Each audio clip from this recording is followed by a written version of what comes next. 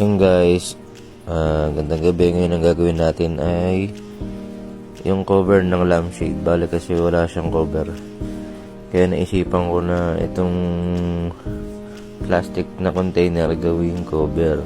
Yan guys, makikita nyo ngayon, binibilugan ko. Nalagyan ko siya ng pattern, binibilugan ko siya ng pentel.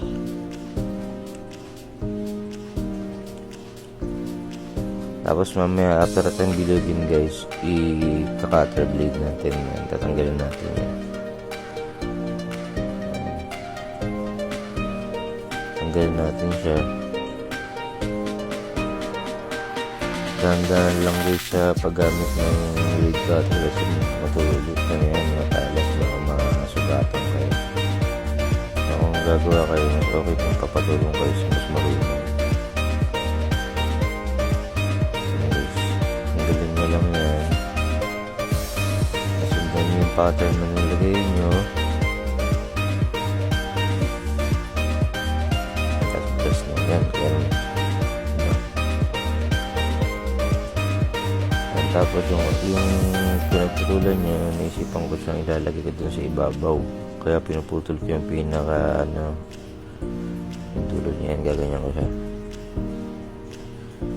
Yan, okay. Ngayon, para madikit ko siya, gagamit ako ng glue gun.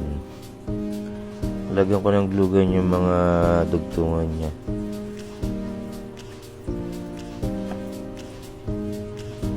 Sa ngayon, gagawin ko muna, linisin ko muna. Tanggalin ko yung parang mga mancha-mancha dun sa container. Yan. Ginagamitan ko siya ng IPA. Pwede rin alcohol. Pakasan na natin hanggang matanggal yung mga dumi. Yung sa labas, tanggalan natin. May commercial sense siya na yan. Tapos pakasan na natin yung mawala yung dumi. Tapos ngayon yung isang naman yung takip naman yan. Ngayon pag malinis na siya, didikit na natin siya gamit ang glue gun. Yan guys, nililip ko na siya gamit ng glue gun. Yung buong paligid niyang paikot, lalagyan natin ng glue gun para pinili.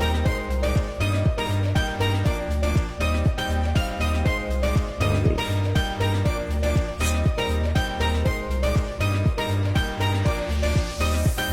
Okay. Kaya ginawa ko yun kasi sabi ni Mrs. gusto niya rin gamitin yung lampshade sa kwarto. Kaya yan, ginawa ko ng parang para magkaroon siya ng cover. Okay naman siya, diba? Yan, lagyan natin siya ng glue gun. Pati yung loob mamaya lagyan natin. Pero sa ngayon, nung unahin natin yung ribbon. Lagyan natin siya ng ribbon para meron siyang style sa labas. Yan.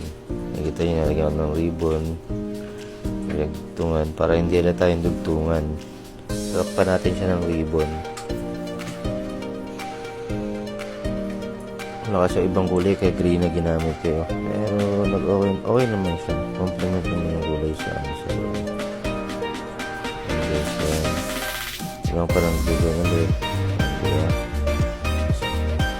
Ayun, sa labas naman sa dulo, nagkata ng dulo. Bale guys, malapit siya matapos. Kunti na lang. Guys, kung umabot kayo sa part ng video na to, baka pwede kong humingi ng favor na pa-like and follow naman po ako sa YT channel ko. Salamat po.